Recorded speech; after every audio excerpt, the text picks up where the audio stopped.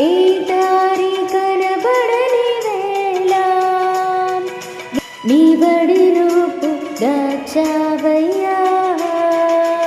ఏ రీతి స్తుతింతును ఓ యేసునాథా దైవమా.